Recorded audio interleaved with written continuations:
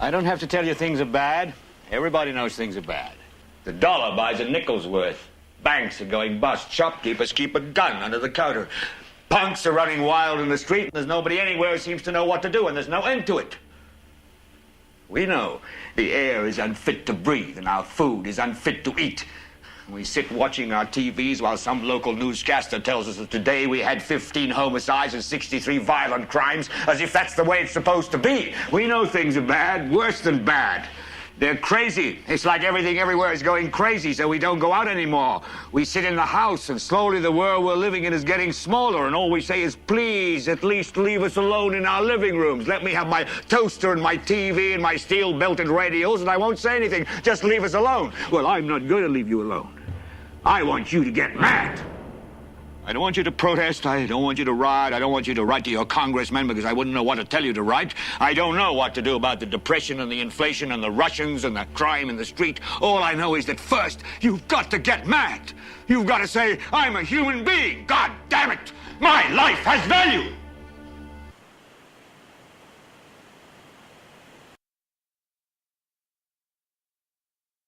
Ladies and gentlemen, the very word secrecy is repugnant in a free and open society. And we are, as a people, inherently and historically opposed to secret societies, to secret oaths, and to secret proceedings.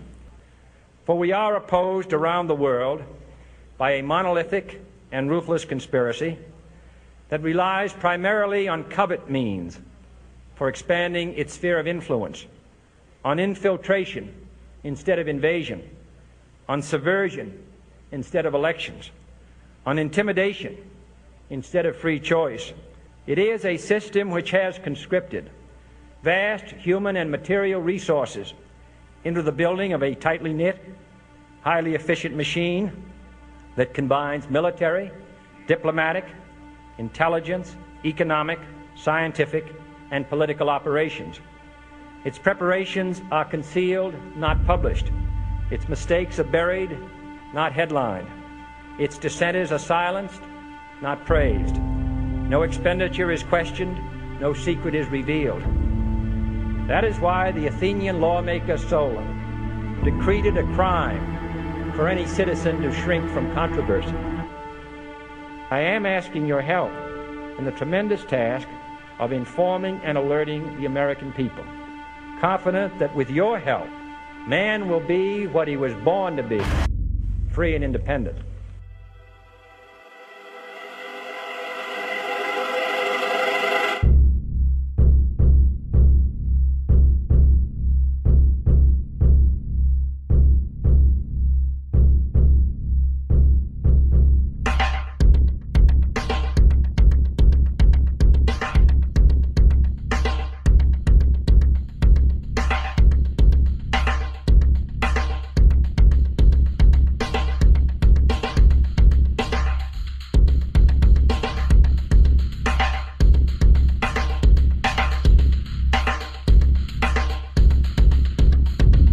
In 1775, the American Revolutionary War began as the American colonies sought to detach from England and its oppressive monarchy.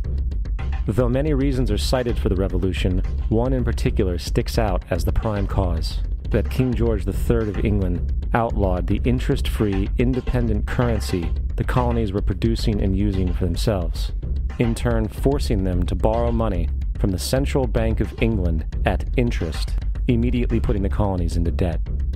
And, as Benjamin Franklin later wrote, the refusal of King George III to allow the colonies to operate an honest money system which freed the ordinary man from the clutches of the money manipulators was probably the prime cause of the Revolution.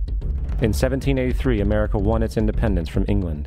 However, its battle against the central bank concept and the corrupt, greed-filled men associated with it had just begun. So what is a central bank? A central bank is an institution that produces the currency of an entire nation. Based on historical precedent, two specific powers are inherent in central banking practice: the control of interest rates and the control of the money supply, or inflation. The central bank does not simply supply a government's economy with money, it loans it to them at interest. Then, through the use of increasing and decreasing the supply of money, the central bank regulates the value of the currency being issued. It is critical to understand that the entire structure of this system can only produce one thing in the long run: debt. It doesn't take a lot of ingenuity to figure this scam out. For every single dollar produced by the central bank is loaned at interest. That means every single dollar produced is actually the dollar plus a certain percent of debt based on that dollar. And since the central bank has the monopoly over the production of the currency for the entire country, and they loan each dollar out with immediate debt attached to it, where does the money to pay for the debt come from? It can only come from the central bank again, which means the central bank has to perpetually increase its money supply to temporarily cover the outstanding debt created, which in turn, since that new money is loaned out at interest as well, creates even more debt. The end result of this system without fail is slavery, for it is impossible for the government and thus the public to ever come out of the self-generating debt. The founding fathers of this country were well aware of this.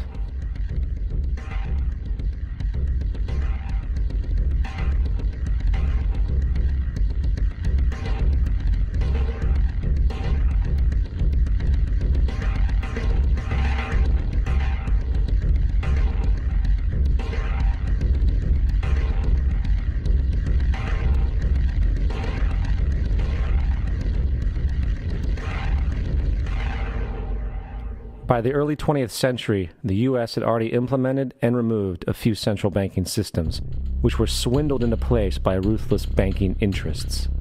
At this time, the dominant families in the banking and business world were the Rockefellers, the Morgans, the Warburgs, the Rothschilds. And in the early 1900s, they sought to